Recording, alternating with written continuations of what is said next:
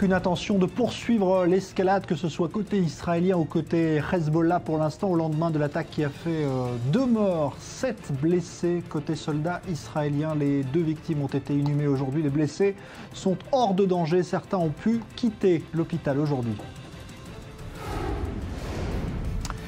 La Jordanie répète ce soir qu'elle est prête à libérer la prisonnière d'Al-Qaïda réclamée par l'État islamique si le pilote jordanien est toujours en vie. L'ultimatum fixé par l'EI a expiré normalement ce soir. Et puis l'Ukraine, de nouvelles sanctions proposées par l'Union européenne contre la Russie après les derniers débordements sur le terrain de ces derniers jours, alors qu'une réunion est prévue entre belligérants demain à Minsk, en Biélorussie.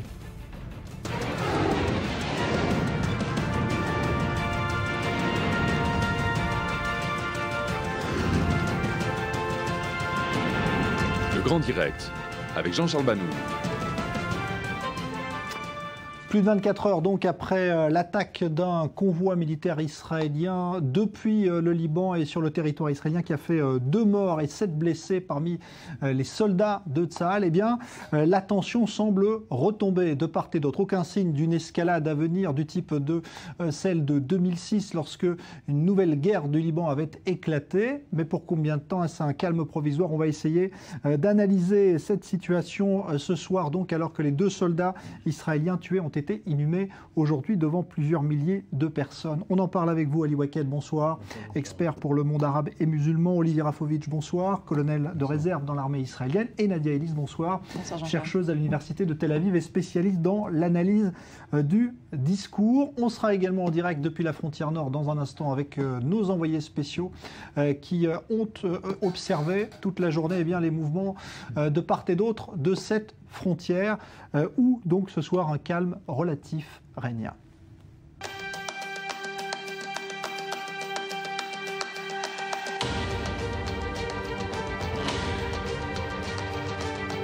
איראן היא זו שעומדת מאחורי ההתקפה עלינו אתמול.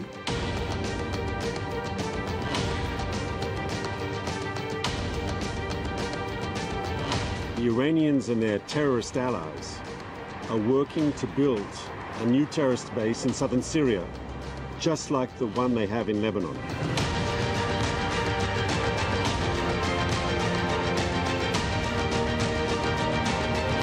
وأعتقد أن هذه العملية البطولية قد وضعت حداً لنتنياهو لمستقبله السياسي. We support Israel's legitimate right to self-defense and continue to urge all parties to respect the blue line between Israel and Lebanon.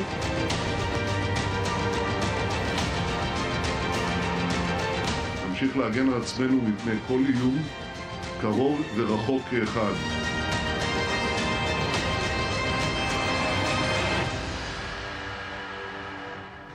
Alors je vous le disais, calme relatif donc depuis hier à cette frontière entre le Liban et Israël et puis également Israël et la Syrie. Terrain très sensible. Reportage réalisé aujourd'hui par nos équipes Julia Galancia. Retour au calme à Radjar, entre la frontière libanaise au nord et la frontière syrienne à l'est.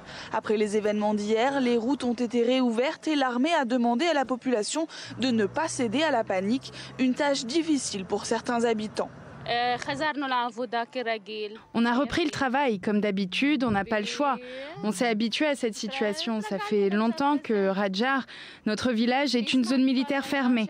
Personne ne rentre et ne sort sans autorisation de l'armée.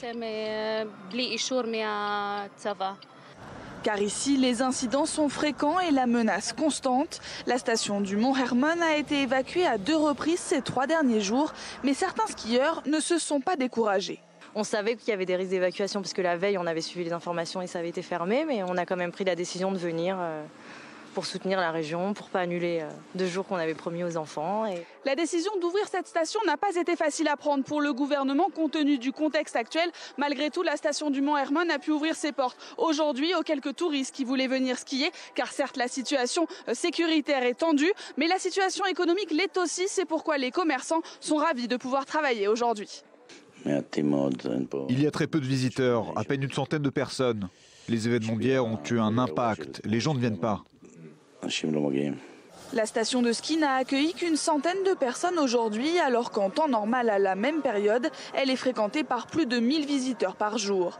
Pour l'instant, les hostilités semblent terminées entre Israël et le Hezbollah, mais l'armée reste en état d'alerte et a repris les investigations à la recherche d'éventuels tunnels creusés par le Hezbollah.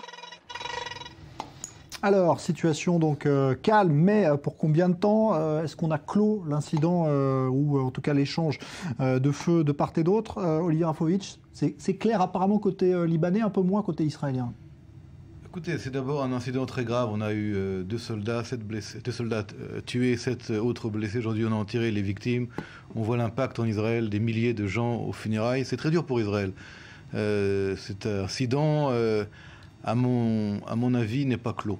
Il y a aujourd'hui une trêve, il y a aujourd'hui un intérêt israélien de calmer une certaine étape, mais il est absolument hors de question de laisser le Hezbollah, puisqu'on parle de ça, et l'Iran, de s'installer militairement dans les contreforts du Golan, de l'autre côté de la frontière syrienne, ce qui ferait qu'on aurait aujourd'hui de Rosh Hanikra, donc du côté israélien à l'ouest, jusqu'à ce qu'on appelle Ardov chez nous, une présence Hezbollah, du côté libanais et du côté syrien.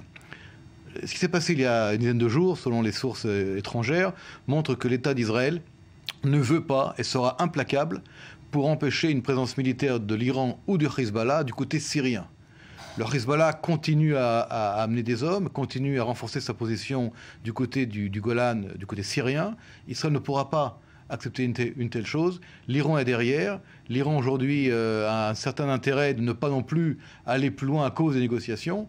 Mais à mon avis, il me semble que l'État d'Israël devra continuer la tâche qui a été entreprise. Et d'autre part, on ne peut pas laisser 2 de nos soldats tués et une frontière attaquée hier avec une situation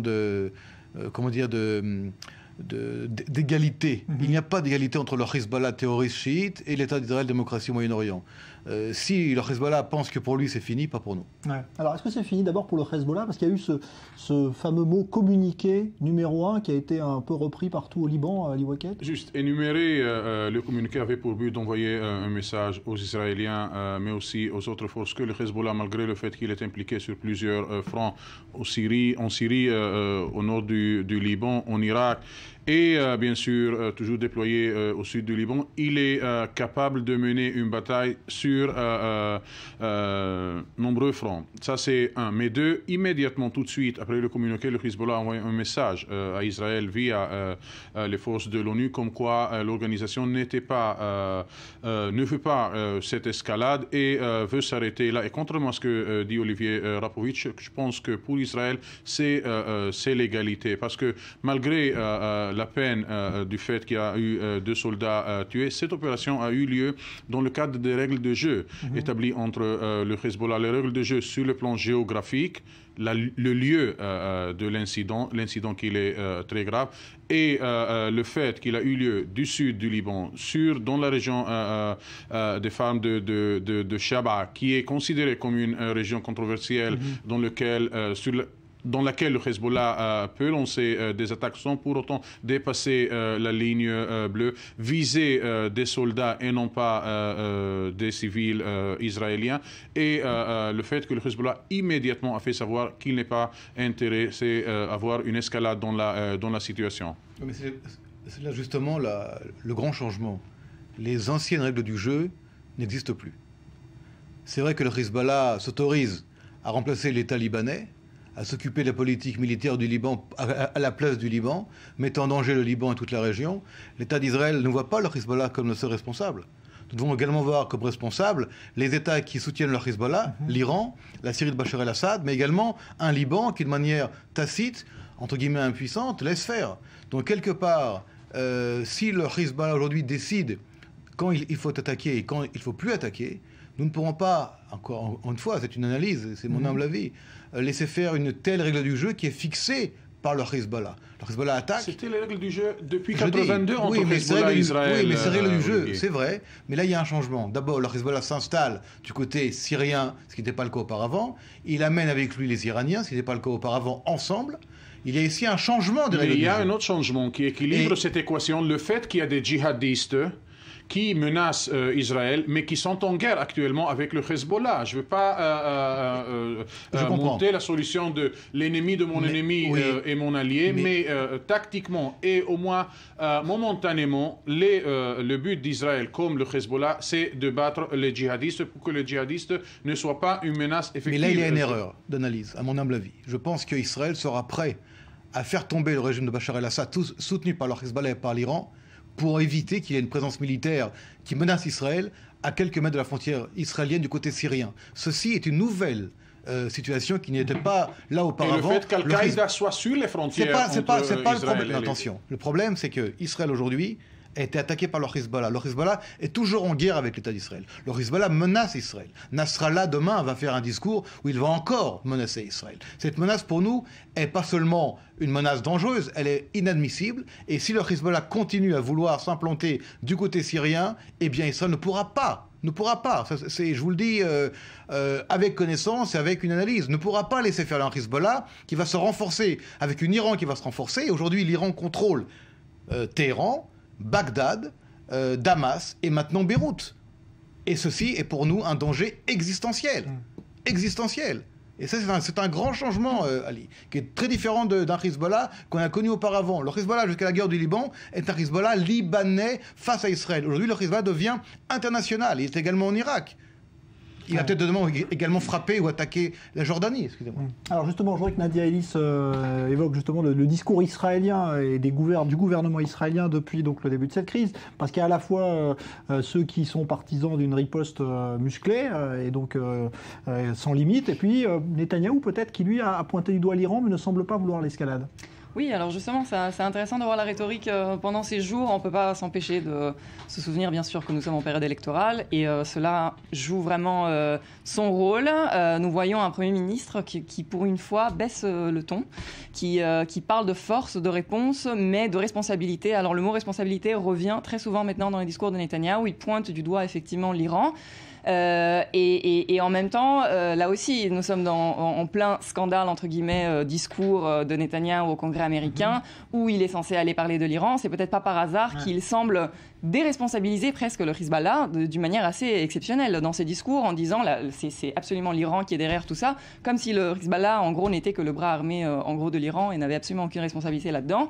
Et Israël, elle répond de manière forte, mais toujours avec responsabilité. Donc, apparemment, le message qu'il essaie de faire passer, c'est qu'en tant que Premier ministre, il ne cherche pas une escalade, il est tout à fait responsable et il réfléchit à ce qu'il fait, contrairement à celui qui est devenu maintenant son ennemi, au moins dans la rhétorique, en tout cas très clairement, qui est Lieberman, qui s'en prend à Netanyahou de manière très évidente, sans le nommer directement, mais en disant qu'Israël doit répondre maintenant de manière très violente, disproportionnée, en employant une rhétorique qui est très très forte et qui veut vraiment se différencier par rapport à ce que Netanyahou dit. Alors si Netanyahou parle de responsabilité, Lieberman parle du besoin de montrer la force d'Israël pour dissuader, donc la force de dissuasion qui était autrefois la rhétorique de Netanyahou. Il faut se rappeler que c'était vraiment le cheval de bataille de Netanyahou. Aujourd'hui, ça passe à Lieberman qui veut absolument remettre la force de dissuasion d'Israël au centre du discours et qui n'arrête pas de faire une comparaison entre le Nord et le Sud, le fait que les citoyens du Nord ne peuvent pas être gardés en otage, selon ses mots, comme les citoyens du Sud par rapport à Gaza. Donc en gros un grand amalgame de cette situation de conflit autour d'Israël pour pouvoir se poser comme l'homme fort qui a la solution prête, en gros. Aujourd'hui, c'est par hasard l'anniversaire, enfin la commémoration de la mort d'Ariel Sharon. Un an qu'il est parti. C'était un grand leader, un militaire, un chef d'État. Je crois qu'on pourrait se poser la question ici, qu'est-ce que lui aurait aujourd'hui décidé de faire? Et je pense qu'on a tous raison quelque part avec une petite chose qui diffère. Le Hezbollah aujourd'hui s'étend. Il y a un changement de stratégie du Hezbollah. L'Iran aujourd'hui a des velléités de s'étendre dans toute la région. Le but ici est d'avoir des armes de destruction massive, d'avoir des appuis politiques et surtout une mainmise politique sur tous les pays arabes, chiites et sunnites de la région. Et pour l'État d'Israël, il y a ici un danger, encore une fois, existentiel. Et je crois que Ariel Sharon, le général Sharon, le Premier ministre Sharon, aurait pensé qu'il faut, peut-être pas tout de suite, peut-être pas demain matin, mais préparer une réaction de grande envergure, peut-être passer par les services secrets, peut-être passer par des actions plus discrètes, moins perçues par le grand public, mais il faut que Nasrallah et ceux qui sont derrière lui cessent de scander mort à Israël avec ce plaisir et pensent qu'ils sont aujourd'hui libres d'action et intouchables. Donc, je pense que les dirigeants israéliens savent que le public israélien n'est pas prêt à encore un round de confrontation entre Israël et le Hezbollah, surtout que ce round soit à quelques mois après la dernière guerre à la bande de Gaza. Ça, c'est un. Deux, ce n'est pas un secret que le Hezbollah s'étend. Ce n'est pas non plus un secret que le Hezbollah est un outil stratégique dans l'équation iranienne, mais on a ici tendance en Israël à sous-estimer l'aspect libanais dans l'identité du Hezbollah. Le Hezbollah est une organisation politique libanaise. Le Hezbollah est impliqué très profondément dans la crise constitutionnelle au Liban. Hier, pour la 15e, 16e, 17e fois, le Parlement libanais a essayé de voter un candidat à la présidence et il a échoué. Depuis mai, le poste du président chrétien maronite est vide et le Hezbollah est accusé d'être à la source de cette crise. Donc, au moment où on pense que le Hezbollah, la direction du Hezbollah était totalement impliquée dans des discussions, comment faire face à Israël, continuer ou ne pas continuer cet embrasement avec Israël, il y avait la priorité du Hezbollah, c'était de consolider la scène politique au Liban. La situation du Hezbollah dans cette équation inter-libanaise où le Hezbollah mène un dialogue avec ses rivaux politiques, la priorité n'était pas Israël, n'était pas battre Israël. Ceci dit,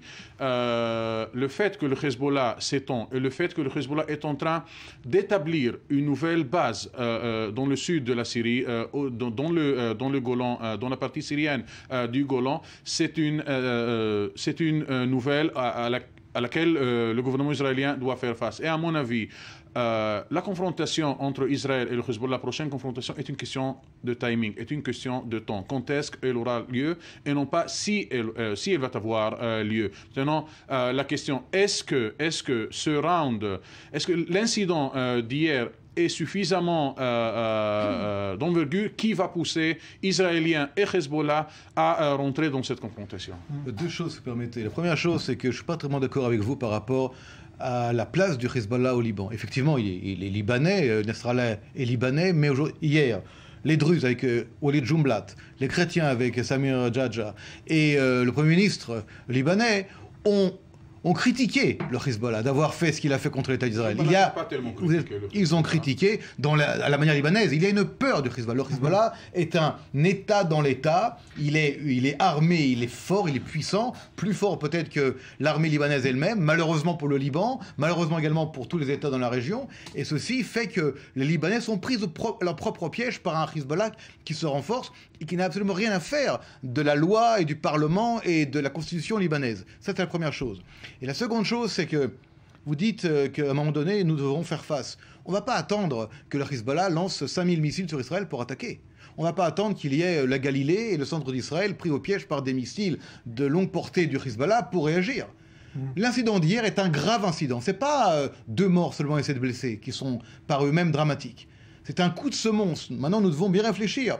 Devons-nous attendre d'autres buts, d'autres missiles, d'autres dizaines, centaines de morts pour réagir contre un Hezbollah qui aujourd'hui crie victoire? Et ce soir, il faut lancer, encore une fois, j'espère que ce message est lancé, je crois qu'il a d'ailleurs été lancé de manière, peu importe s'il y a des dissensions entre M. Lieberman et M. Netanyahou, ils sont tous les deux Premier ministre et ministre des Affaires étrangères, ils ont été entendus à Beyrouth. Nasrallah est très très à l'écoute, je pense que vous le savez encore mieux que moi, de la presse internationale et de la presse israélienne. Il lit tous les jours la presse israélienne, il écoute Kol Israël, il écoute Galei Tzahal, il est très au courant de tout ce qui se passe, et il est toujours aujourd'hui dans son terrier, dans son bunker caché. Il parle, mais il parle caché. Il a peur. Il faut qu'un Hezbollah aujourd'hui reste un élément qui a peur, qui se sent également menacé. Et je crois sincèrement que l'État d'Israël ne pourra pas continuer à ce jeu comme ça, où encore une fois, on tue, on est tué, on attaque, on est attaqué. À un moment donné, il faut changer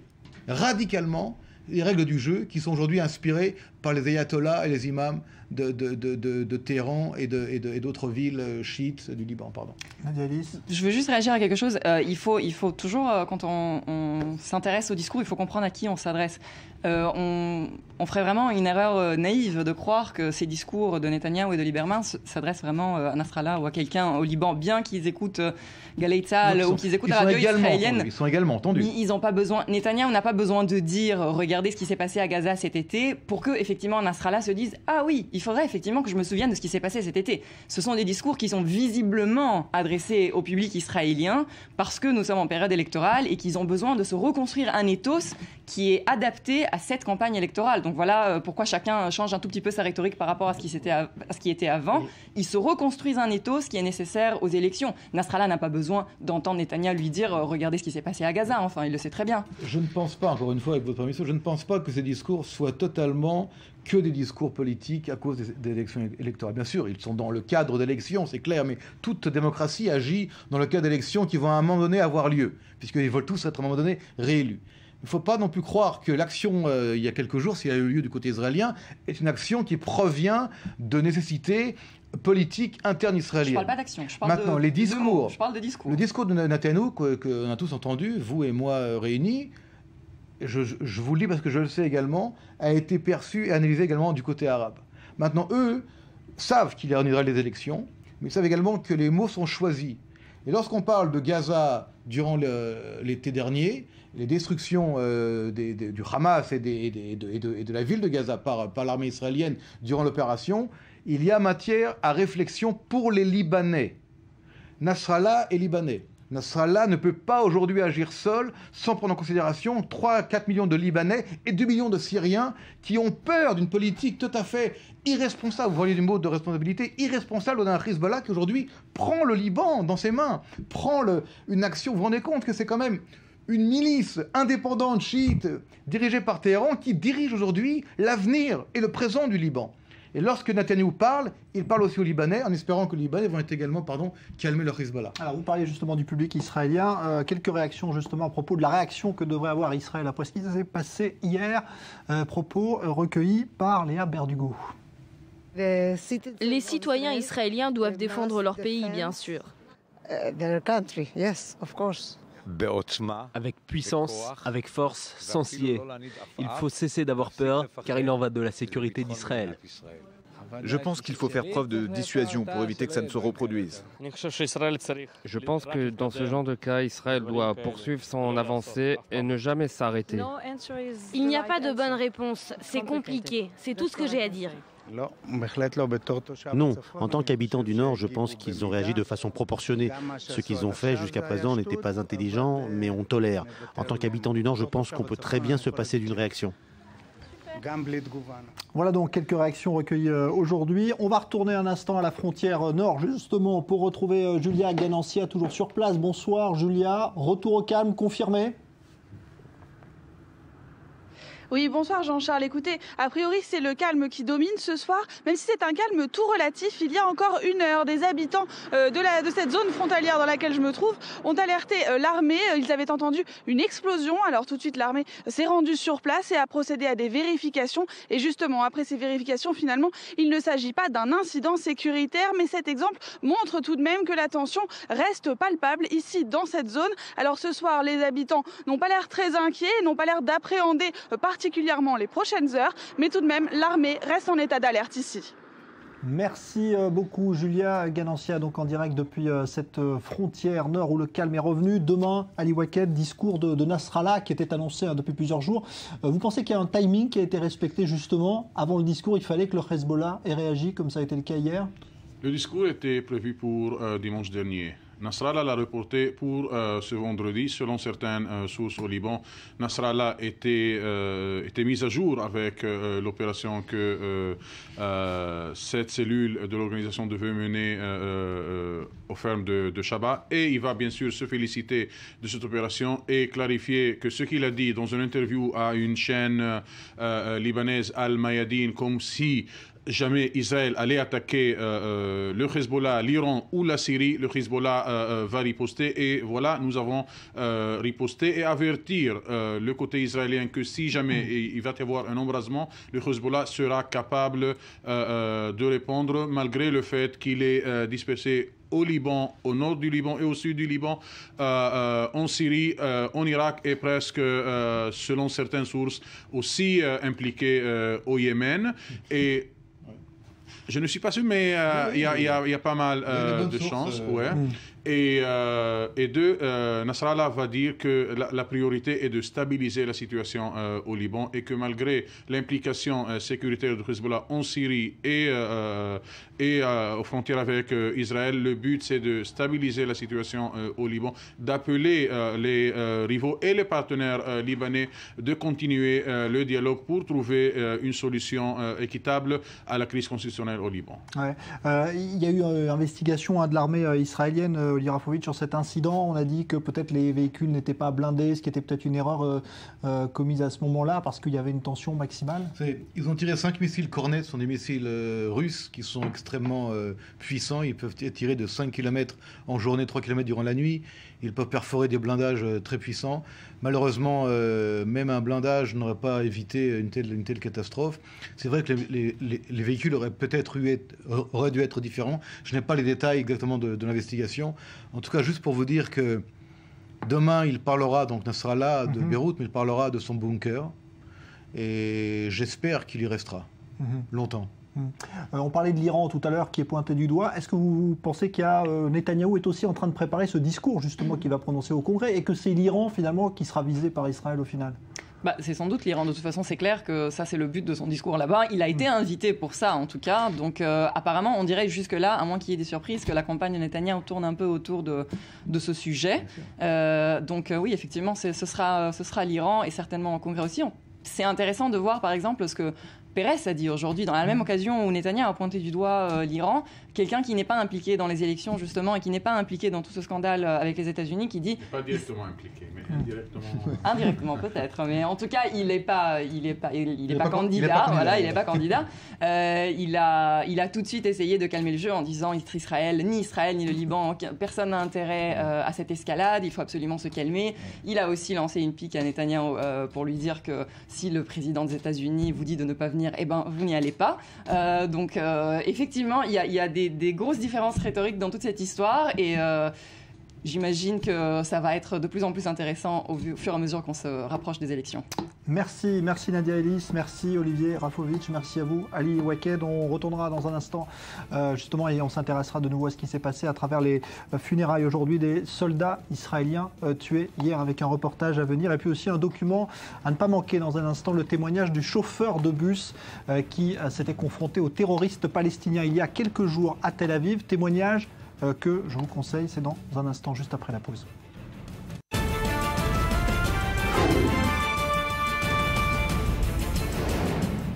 Ni Israël ni le Hezbollah ne semblent prêts à une nouvelle escalade après l'attaque de soldats israéliens hier.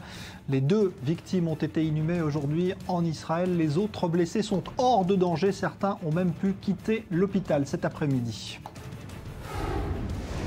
La Jordanie réaffirme qu'elle est prête à un échange de prisonniers avec l'État islamique, mais à condition d'obtenir la preuve que le pilote jordanien est toujours en vie. L'ultimatum fixé par le a expiré ce soir. Aucune nouvelle pour l'instant. Et puis l'Ukraine, de nouvelles sanctions annoncées par l'Europe aujourd'hui visant la Russie après les derniers bombardements. Et demain, les belligérants doivent se retrouver pour tenter une énième conciliation politique à Minsk, en Biélorussie.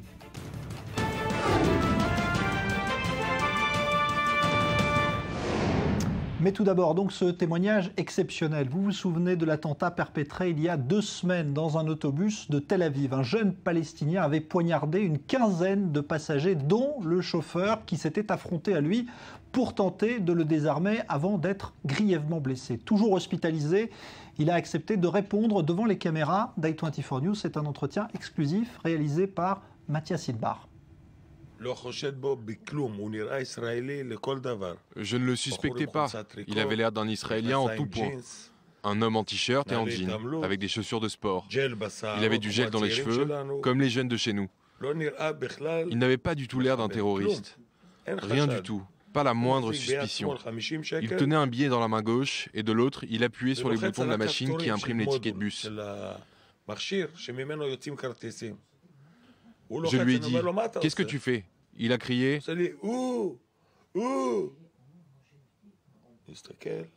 Je l'ai regardé et je lui ai demandé une deuxième fois « Pourquoi tu touches à ça? Ce n'est pas à toi. » Je me suis dit qu'il était peut-être muet, qu'il n'entendait pas ce que je lui disais, qu'il était sourd-muet. Il n'a pas prononcé une seule phrase, rien. Je lui ai rendu son argent et je lui ai dit « C'est bon, va t'asseoir ». Je regarde le rétroviseur et je vois qu'il me donne le dos. Je ne vois pas son visage, juste son dos. Tout d'un coup, je sens quelqu'un au-dessus de moi. Il me poignarde. Je regarde le rétroviseur, je regarde, je tourne la tête. C'était le même homme qui criait « Ouh, ouh !» à qui j'ai rendu son argent. Je me suis dit qu'il s'était vexé que je lui demande pourquoi il touche à la machine. Il ne m'était même pas venu à l'esprit que c'était un terroriste, et il a commencé à me poignarder. Tout d'un coup, je vois que ma chemise est pleine de sang. Je regarde le rétroviseur, et tout d'un coup, il se met à crier « Allahu Akbar, mort aux Juifs !» Et il agresse les passagers un par un avec un couteau et un tournevis.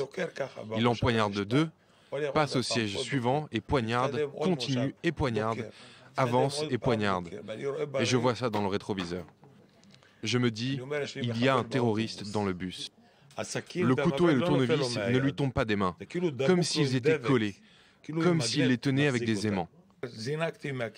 J'ai sauté de mon siège, j'ai bondi, j'ai pris la bonbonne de gaz lacrymogène, je lui ai attrapé le bras et je lui ai aspergé les yeux, le visage, le nez. Et je m'en suis pris aussi. Mes yeux ont commencé à me brûler, j'étais trop près. J'ai laissé tomber le gaz lacrymogène et je lui ai mis des coups de tête. Boum, boum. 2 coups de tête pour l'assommer. Il a commencé à saigner du nez. Je lui ai mis des coups de poing dans les yeux, dans le nez, dans la tête. Je le frappe et il me rend les coups avec son autre main. À un moment donné, pendant que je lui tiens encore la main avec le couteau pour qu'il arrête de poignarder, je lui ai donné encore un coup de tête. Il y avait beaucoup de sang. Alors, il a dû glisser. Il m'a poignardé ici et il s'est mis à courir après Larissa. Il fallait le neutraliser. Même si je me faisais poignarder encore une fois, c'est lui ou moi. Un seul d'entre nous s'en sortira vivant. Nous ne disparaîtrons pas. Je veux que tout le monde voit que nous sommes forts, forts et courageux. Nous nous renforcerons et nous n'avons pas peur. Nous allons les vaincre. Nous allons continuer de conduire. Nous n'avons pas peur. Pas des terroristes. Ce sont eux qui doivent avoir peur de nous. Voilà, témoignage donc exclusif recueilli par Mathias Inbar. Et puis on apprend ce soir que 2 Palestiniens qui s'étaient infiltrés clandestinement à travers la frontière séparant Israël de la bande de Gaza ont été interceptés en possession de grenades assourdissantes. Les 2 soldats israéliens tués hier par un tir de missile du Hezbollah à la frontière ont été inhumés aujourd'hui. Les autres blessés ont eux presque tous pu quitter l'hôpital. Question posée désormais à la veille du discours du chef du Hezbollah à Beyrouth. Les comptes sont-ils soldés provisoirement ou pas entre Israël, l'Iran et le Hezbollah? Élément de réponse avec Maxime Pérez. Des cercueils enveloppés du drapeau israélien. Voilà les images que souhaitait voir le Hezbollah.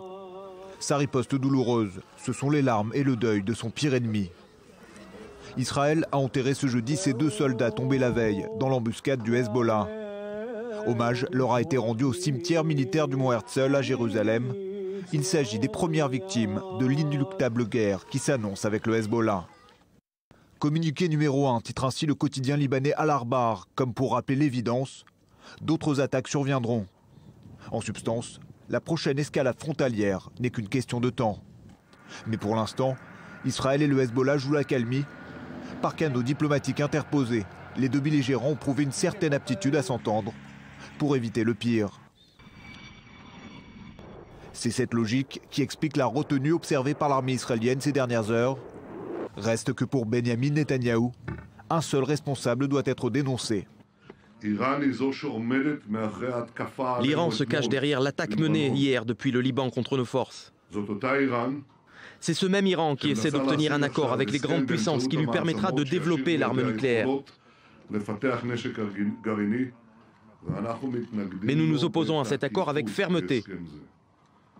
Nous continuerons de nous défendre contre toute menace, proche ou lointaine. Voilà qui promet de rendre encore plus crucial l'issue des négociations entre l'Iran et les grandes puissances au sujet de son programme nucléaire. Plus que jamais, l'épée de Damoclès plane sur la date butoir du 30 juin prochain. Et au-delà, bien sûr, tous les scénarios sont possibles. Les observateurs noteront que le Hezbollah a pris soin de ne pas tirer une seule roquette depuis le territoire du Sud-Liban. Son gigantesque arsenal est resté intact, prêt à sonner la riposte en cas d'attaque contre les centrales nucléaires de Téhéran. Vendredi, en marge d'un rassemblement d'honneur à ces martyrs tombés à Quneitra, Hassan Nasrallah, le chef du Hezbollah, donnera certainement le ton d'une période qui pourrait être celle de tous les dangers.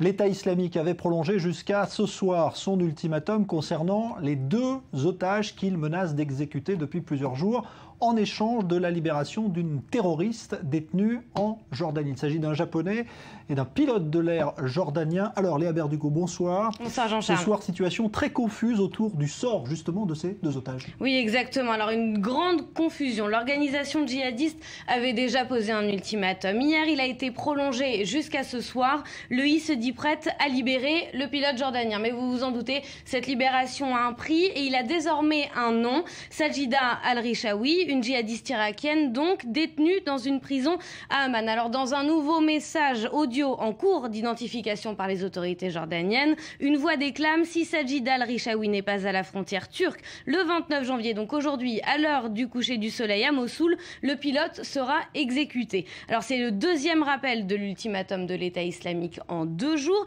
et on avait du mal à suivre les informations autour d'un potentiel échange ces dernières 24 heures notamment, si bien que plusieurs dirigeants jordaniens se sont exprimés successivement pour remettre les pendules à l'heure. D'une part, non, la prisonnière irakienne n'a pas été libérée. Et d'autre part, les autorités attendent plus que jamais une preuve que le pilote est bien en vie. Je vous propose d'écouter. Nous répétons ce que nous avons dit hier. La Jordanie est prête à échanger Sajida al-Rishawi contre le pilote jordanien Mouad al-Kassasbeh. À ce stade, nous tenons à préciser que nous avons exigé une preuve qu'il soit en vie de la part de l'État islamique et nous n'avons toujours pas reçu.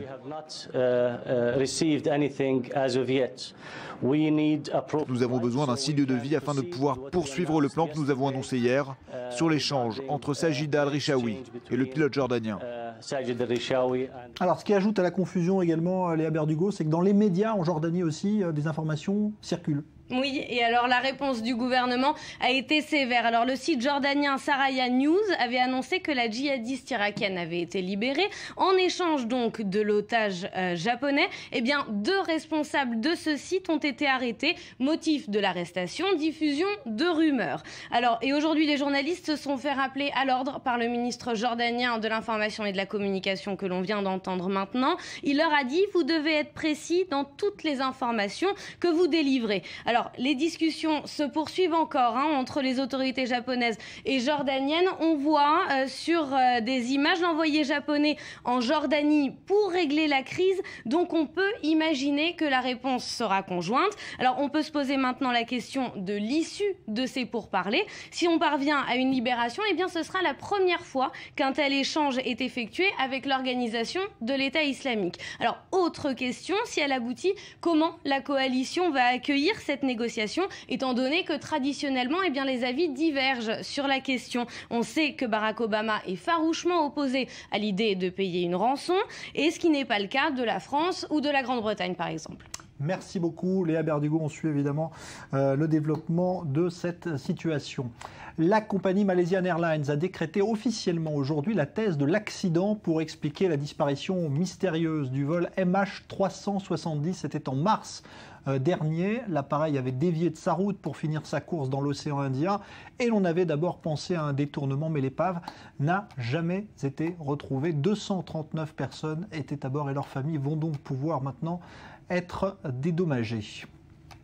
De nouveaux pourparlers de paix entre Russes et Ukrainiens sont prévus demain à Minsk, en Biélorussie, pour tenter de faire retomber la pression après les récents bombardements meurtriers. Pendant ce temps, à Bruxelles, l'Europe, elle, a choisi de durcir les sanctions une nouvelle fois. Leslie Rezoug. L'Ukraine au centre des tractations ce jeudi à Bruxelles. Le secrétaire général de l'OTAN a reçu le ministre des Affaires étrangères ukrainien Pavlo Klimkin dans les locaux à Bruxelles. Une rencontre décisive pour le ministre.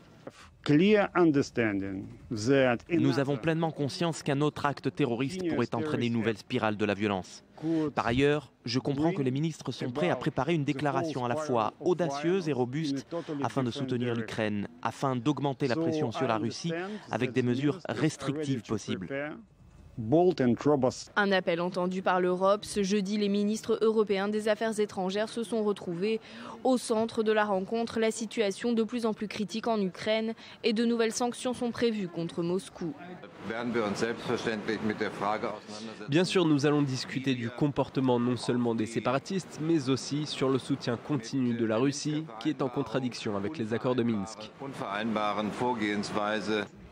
Et vendredi, des représentants ukrainiens, russes et des membres de l'OSCE doivent une nouvelle fois se retrouver à Minsk. Comme en décembre dernier, ils doivent tenter de négocier une trêve sur le terrain entre les séparatistes favorables à Moscou et le régime de Kiev. Une initiative largement soutenue par le président ukrainien Petro Porochenko. De leur côté, les représentants de la République autoproclamée de Donetsk laissent planer le doute sur leur participation à la rencontre. Une frilosité des séparatistes qui correspond à l'aggravation des combats. Les habitants de l'Est du pays fuient après de nouveaux bombardements. Une évacuation massive de la population éprouvée par des mois de combat et qui espère plus que jamais un accord de paix à l'issue de ces nouveaux pourparlers de Minsk. On parle économie tout de suite.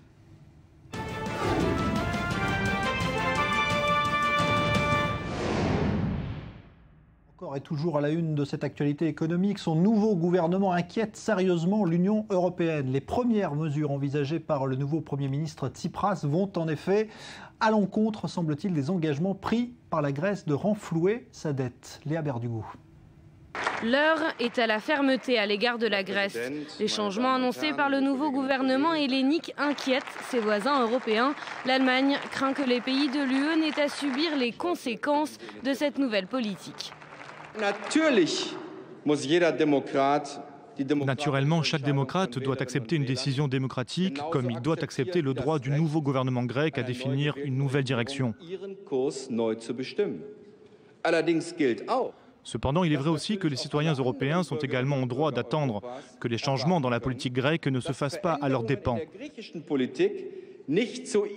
C'est de cela dont il s'agit. Le président de la Commission européenne, Jean-Claude Juncker, va dans le même sens. La Grèce doit respecter les autres, les opinions publiques et les parlementaires du reste de l'Europe, a-t-il dit. Une déclaration faite au quotidien français Le Figaro. Dans ce contexte, le président du Parlement européen s'est rendu à Athènes. C'est le premier dirigeant européen accueilli par Alexis Tsipras depuis son élection. Le Premier ministre grec fait tout pour arrondir les angles. Vous êtes un ami intime de la Grèce, mais vous êtes également mon ami intime. Nous comptons sur vous. Nous pensons que l'Europe a besoin d'être solidaire. Je suis tout à fait optimiste et je crois que nous arriverons à trouver un terrain d'entente pour notre avenir en commun.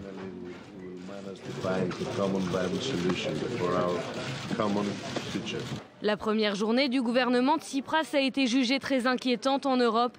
L'exécutif a annoncé une série de mesures déjà incluses dans le programme de Syriza. Arrêt des privatisations, remontée du salaire minimum, réembauche de fonctionnaires, toutes contraires aux préconisations des créanciers du pays. Alors, cette dette grecque qui inquiète donc les Européens, on en parle avec vous, Lionel Friedfeld, bonsoir. Bonsoir, analyste financier. Donc, il y a une inquiétude des Européens qui est fondée ou pas? Alors, effectivement, fondée, puisque la dette grecque est de 175% du PIB grec, à peu près 300 milliards d'euros. Et donc la Grèce veut renégocier cette dette face à la Troïka. La Troïka, c'est le Fonds international et la Banque centrale européenne et l'Union européenne. Donc il va véritablement avoir un bras de fer. Deuxièmement, les marchés financiers, notamment Athènes, n'ont pas vraiment bien performé. Ils ont perdu près de moins 27%, notamment pour les valeurs bancaires. Donc c'est une catastrophe. Aujourd'hui, il y a eu un rebond à mi-journée. Il y avait un trading à 6% sur les valeurs bancaires. Voilà, donc pour ces marchés qui réagissent plutôt favorablement, qu'est-ce qui va être concrètement envisagé? Est-ce qu'on a des exemples de mesures que vont prendre les Grecs ou qui vont permettre peut-être d'aider à la situation de se normaliser? Ça va être difficile puisque ce qui est inquiétant, c'est pas simplement la dette, c'est l'annonce notamment du gouvernement d'arrêter la privatisation du port du Pirée. En fait, il y a déjà eu une première phase en 2008. Le chinois COSCO, qui est quand même la quatrième transporteur maritime mondial, avait investi près de 3 milliards d'euros pour avoir une concession sur 35 ans, pour avoir 2 terminaux. Là, la deuxième partie va être gelée. Et donc, en fait, le monde financier, Standard & Poor's par exemple, s'interroge. La note de la dette grecque est aujourd'hui de B. Elle est mise sur un watchlist, c'est-à-dire qu'elle est surveillée et elle va sans doute en fait être downgradée, s'abaisser courant mars. Alors on parle maintenant, puisque vous parliez de Costco, et bien de la Chine justement, déplacement important du Premier ministre français Manuel Valls en Chine. Oui, un déplacement de Manuel Valls en Chine, notamment avec une délégation de patrons du CAC 40, notamment de la SNCF, d'EDF. Sa première visite a été notamment pour visiter une usine d'Airbus d'A320 d'assemblage à Tianjin, qui avait été créée il y a 10 ans. 2 messages notamment adressés aux Chinois. Premièrement, c'est que la France veut attirer des investisseurs et que la Chine est en tête. Et deuxièmement, c'est que les relations économiques entre la Chine et la France ne sont pas équilibrées. La Chine exporte près de 2,5 fois plus que la France. Et surtout, la France en fait investit beaucoup plus en Chine que les Chinois en fait en France. Voilà, donc visite très intéressée de Manuel Valls. Merci beaucoup. Merci. Lionel Friedfeld. En Argentine, les funérailles du procureur Nisman ont eu lieu aujourd'hui dans l'intimité, dans un pays qui s'interroge toujours sur les causes de sa mort après que le suicide ait été remis en cause au plus haut niveau de l'État. La lumière doit encore être faite sur ces circonstances, alors qu'on sait que le magistrat enquêtait sur l'attentat contre la mutuelle israélite en 1994 en Buenos Aires, attentat attribué à l'Iran. Leslie Rezoug. Ils sont des centaines à se presser devant ce bâtiment de Buenos Aires ce jeudi. Ils rendent un dernier hommage au procureur Alberto Nisman avant qu'il ne soit inhumé dans un cimetière juif près de la capitale. Une foule bouleversée car ils sont nombreux à refuser la thèse du suicide avancée par les autorités. On ne peut pas y croire. Nous devons avoir confiance dans le gouvernement. Ce n'est pas possible qu'il tue en toute impunité. Nous ne nous attendons pas à la vérité. C'est tout ce que je peux dire. Alberto Nisman avait été retrouvé mort, tué d'une balle dans la tête. Un assassinat maquillé en suicide pour la majorité des Argentins, dont l'opposition est Cristina Kirchner, la présidente. Elle avait d'ailleurs dissous les services de sécurité. Et ce jeudi, l'homme de confiance d'Alberto Nisman, Diego Lagomarsino, un informaticien de 35 ans, a reconnu lui avoir fourni un pistolet de calibre 22 la veille de son décès brutal. Lors d'une conférence de presse, il est revenu sur les motifs de son geste. Il m'a demandé « Est-ce que tu as une arme ?» J'ai été très surpris, je ne comprenais pas du tout parce que imaginez que vous êtes avec votre patron et qu'il vous demande ça. Je suis resté complètement incrédule. Malheureusement, je lui ai répondu que oui. Et je lui ai demandé « Mais pourquoi avez-vous besoin de ça ?» Et il m'a dit « La vérité, c'est que j'ai peur pour mes filles. » Et je lui ai dit « Mais Alberto, vous avez la sécurité. » Et il m'a dit « En ce moment, je n'ai même pas confiance dans mes gardes du corps. » De nouvelles révélations fracassantes qui relancent les doutes de la population sur la mort du procureur argentin. L'enquête autour de l'attentat de la mutuelle juive Amia, sur lequel il enquêtait, reste quant à lui plus opaque que jamais. Alberto Nisman accusait l'actuel pouvoir argentin de couvrir Téhéran, soupçonné d'être à l'origine de l'attaque. En 2006, il avait même accusé officiellement l'Iran et le Hezbollah. Alors, scandale d'État qui donc suscite toujours autant de questions. On va retrouver en direct de Buenos Aires en Argentine Ryan Indy, notre correspondant. Bonsoir à vous. Ryan, est-ce que ces dernières révélations, notamment émanant du proche collaborateur de Nisman, apportent quelque chose à l'enquête ? Écoutez, oui, effectivement, les dernières révélations, tout le monde attendait qu'il rompe un peu le silence. Maintenant, la question, c'est effectivement de savoir si ces révélations vont changer quelque chose dans le cours de l'enquête. Pour l'instant, il semblerait que la magistrate qui est en charge de l'enquête a dit qu'elle n'allait pas poursuivre Lago Marcino comme un suspect, mais seulement pour avoir prêté une arme à quelqu'un qui n'avait pas le droit d'en avoir une. Mais bon, effectivement, il règne ici à Buenos Aires un climat très tendu. Les gens sont confus, les informations viennent de toutes parts et semblent se contredire tous les jours. Donc voilà, je pense qu'aujourd'hui, le sentiment qui règne, c'est vraiment un sentiment de confusion. Est-ce que l'État argentin, en tant que tel, c'est-à-dire notamment sa présidente Kirchner, est montré du doigt clairement aujourd'hui par la presse dans cette affaire ? Eh bien, tout dépend, parce que ici, c'est vrai que Cristina Fernández de Kirchner, elle bénéficie d'un soutien populaire qui est très important. Donc du coup, voilà, la population est très divisée sur cette affaire, comme la presse d'ailleurs. Voilà, il y a donc évidemment une partie de la population, et c'est ceux qu'on a vus hier devant, qui sont venus déposer des fleurs pour les funérailles de Nisman, qui ont par exemple arraché les fleurs qu'avait fait livrer le gouvernement et piétiner la banderole en scandant « assassine, assassine ». Et d'autre part, évidemment, maintenant, comme vous l'avez dit, la présidente argentine est apparue donc pendant presque une heure à la télé argentine, et c'est ce qu'attendaient beaucoup des Argentins qui sont derrière elle, et ils attendaient d'avoir sa version. Et aujourd'hui, c'est un petit peu ça qu'on écoute de ce côté-là. Merci beaucoup, Ryan Indy, en direct donc de Buenos Aires, en Argentine. On suit avec vous, évidemment, les développements de cette affaire. En Israël, c'est ce soir le dernier délai pour finaliser les listes électorales avant le scrutin du 17 mars prochain. Page spéciale à venir, évidemment, comme chaque soir dans quelques minutes. Mais auparavant, présentation d'une liste un peu à part sur l'échiquier politique israélien. Aucun bord politique pour cette liste qui revendique la légalisation du cannabis en Israël, d'où son nom d'ailleurs, Green Leaf, littéralement la liste feuille verte. Kouri Shapira avec Leslie Rezog.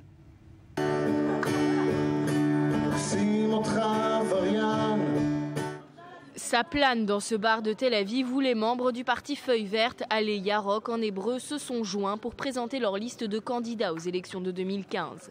Les partisans sont arrivés par dizaines pour soutenir le parti qui porte le flambeau de la légalisation du cannabis. Et parmi eux, Gadi Vilchersky, un réalisateur en herbe qui tourne son premier long métrage. Un film sur quoi d'ailleurs? Ouah, je m'en rappelle vraiment pas. Fondé en 1999, le parti Feuille Verte se concentre sur une seule cause, la dépénalisation du cannabis en Israël. Bien que le cannabis à usage médical soit autorisé, les membres du parti veulent rouler sur les traces du Colorado ou des Pays-Bas et rendre la plante psychotrope accessible à tous. Mais les grands partis risquent de leur couper l'herbe sous le pied. Cette année, le seuil électoral passe de 2 à 4 sièges, mais pas de quoi inquiéter le chef du parti. Si tous ceux qui soutiennent la légalisation du cannabis votent pour nous, nous obtiendrons entre 6 et 10 sièges au Parlement. Pour beaucoup, ce parti n'est qu'un gimmick, une mauvaise blague, mais ses adeptes ont de grandes aspirations en matière de dépénalisation. Le cannabis peut être très efficace contre les douleurs chroniques. Ma mère souffre d'un cancer, elle a besoin de cannabis médical, mais elle doit faire face à toutes sortes de paperasseries. En attendant, je lui en procure par des moyens douteux. Ce n'est certes pas un des grands partis de la scène politique israélienne, mais les membres et les accros de la Feuille Verte ne comptent pas se planter aux prochaines élections. Leurs chances sont néanmoins plutôt faibles, leurs rêves risquent donc bien de partir en fumée. C'est l'un des grands rendez-vous traditionnels de la bande dessinée. Le festival d'Angoulême en France a choisi cette année de rendre un hommage évidemment particulier aux victimes de l'attentat de Charlie Hebdo, des dessinateurs assassinés pour avoir tout simplement fait leur métier. Écoutez. On va honorer naturellement la mémoire de ces dessinateurs. On va donner à voir les créations qui sont liées à la saga de Charlie Hebdo.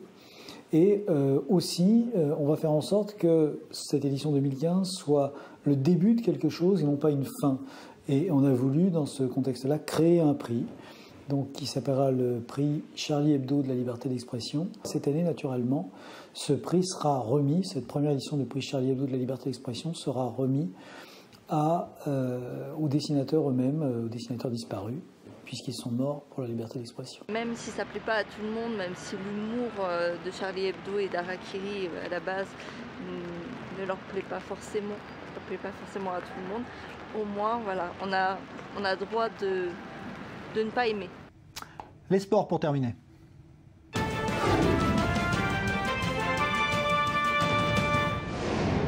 Et en Australie, on connaît déjà un premier vainqueur de cette demi-finale, c'est Andy Murray qui s'est qualifié, difficilement d'ailleurs, en 4-7 en battant le Tchèque Berdych aujourd'hui au terme d'un match très tendu car les deux joueurs ne s'apprécient pas du tout. C'est bien Andy Murray qui s'est qualifié donc pour la finale en attendant le match Djokovic-Wawrinka la nuit prochaine, autre demi-finale. Andy Murray donc en finale de l'Open d'Australie, on l'écoute. Yeah, it's great. C'est super, j'ai très bien joué ce soir. Je suis vraiment très heureux de mon jeu dans ce match. Et effectivement, d'être en finale pour la 4e fois ici, c'est super.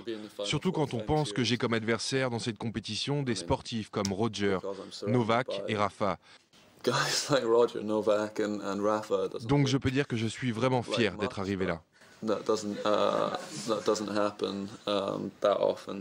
Et la finale dames opposera l'américaine Serena Williams favorite à une revenante, la russe Sharapova, qui vous le voyez sur ces images, s'est qualifiée alors qu'elle a connu beaucoup de déboires ces derniers mois. Elle sera donc en finale avec ses cris caractéristiques. Donc Sharapova face à l'américaine Serena Williams. Ce sera dans la matinée de samedi, puisqu'il y a un gros décalage horaire en Australie. Voilà donc Sharapova, Williams pour la finale dames. Dans un instant, on va se retrouver pour la page spéciale élection israélienne. Élection 2015, ce sera le 17 mars prochain.